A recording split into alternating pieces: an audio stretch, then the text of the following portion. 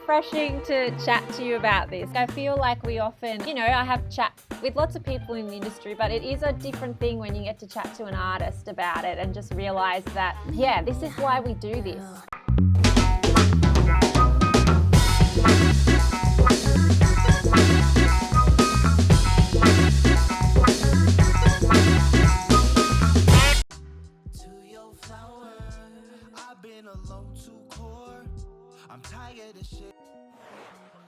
One of the keywords here is performing live, right? So I actually saw your Sofar Sounds gig with the Twop.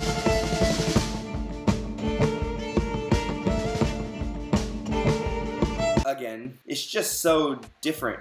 And because I'm listening to the drums and then the violin on the top, the drums is the rhythm for me.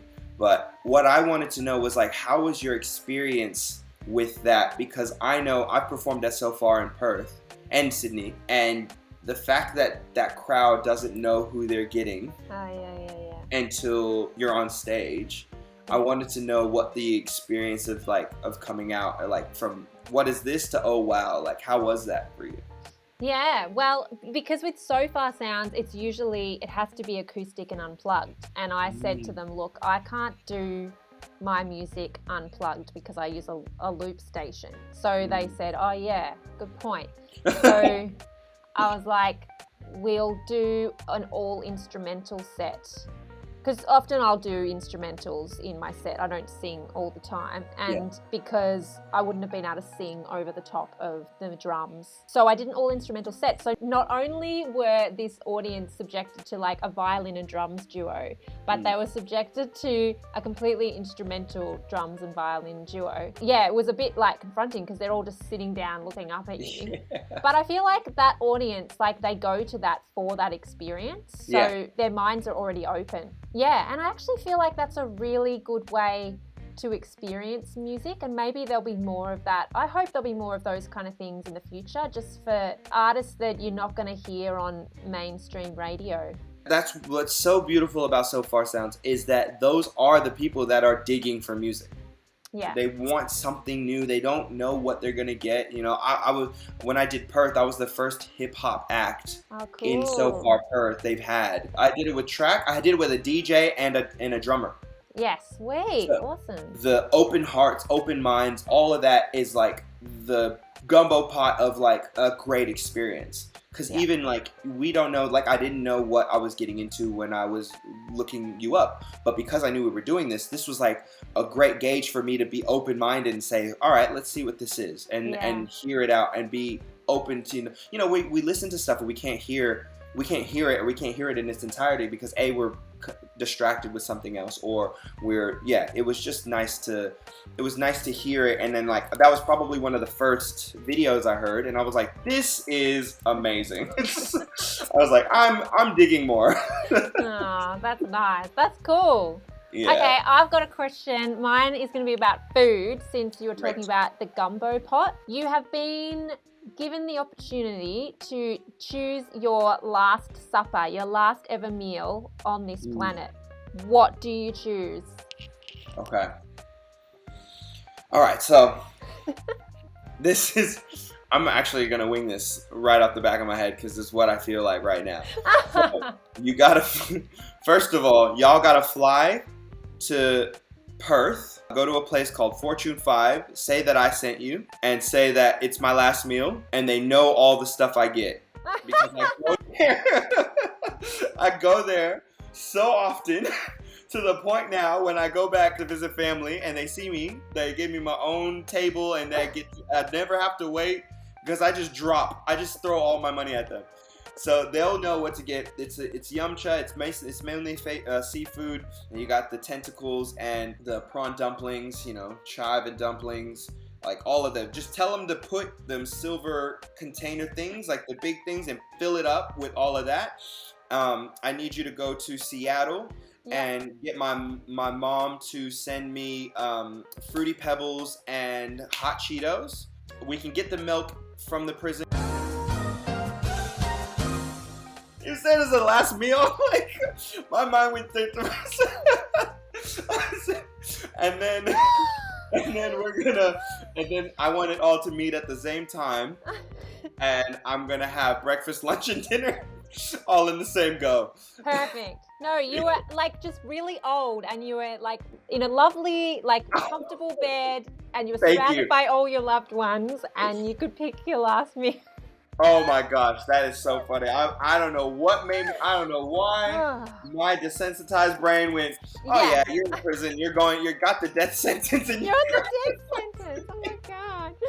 No, you made it through. You did a really good job. And yeah, okay, great. They're very specific instructions. I love it. Yeah, that's it.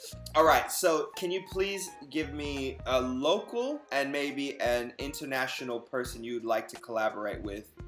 Oh, okay. Dead or alive? Yeah, okay, cool. Well, a lot of my favorite artists are from Iceland. Mm-hmm. So I think I would really love to go to Iceland and collaborate with all the members of Sigur Rós, this Icelandic band, and they play like kind of big, epic, cinematic, like prog rocky stuff, but in an Icelandic way, and it's dark, and I would love to go to them and say, hey, I just want to make a solo violin record. Can you all produce it and be on it as well? And locally, I think it'd be really fun if we collabed. Okay, see, say no more, because in my head I was like, I'm gonna ask her to join us on Halo, one of Halo gigs, and just come up and just do like a solo like thing in between it. I think that would have been amazing. But yes, I'm 100% down, and you don't have to ask ever again. I'm right there.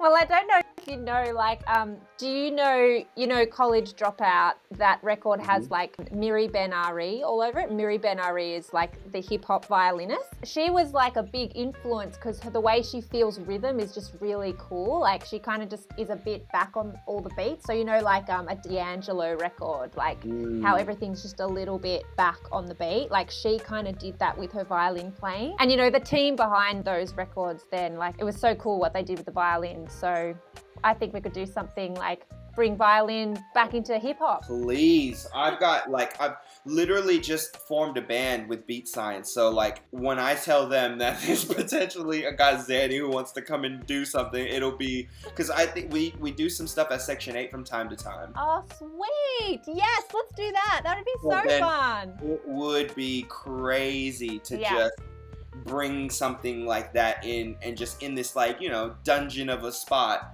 Sick. Let's do it. That's awesome. All right, I've got one more question for you then.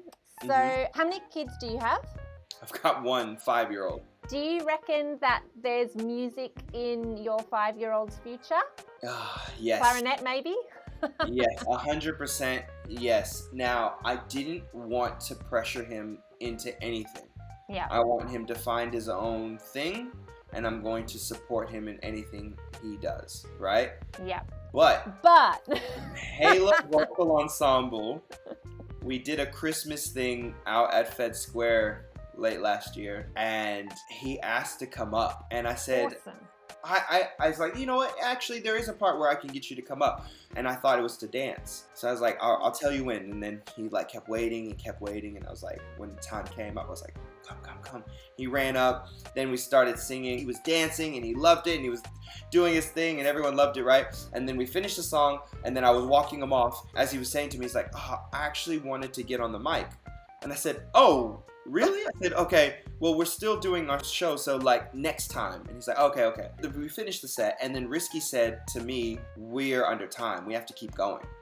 And I was like, oh. And so she started playing tracks, and everyone's just like, what are we doing? And I was like, all right, so we're gonna start rapping over, you know, Lauryn Hill, and we're doing songs that we've done in the past but we didn't rehearse for, and so we're doing all this stuff. And then he looked at me and was like, can I? And I was like, I did say next time. I said, all right, come on up here.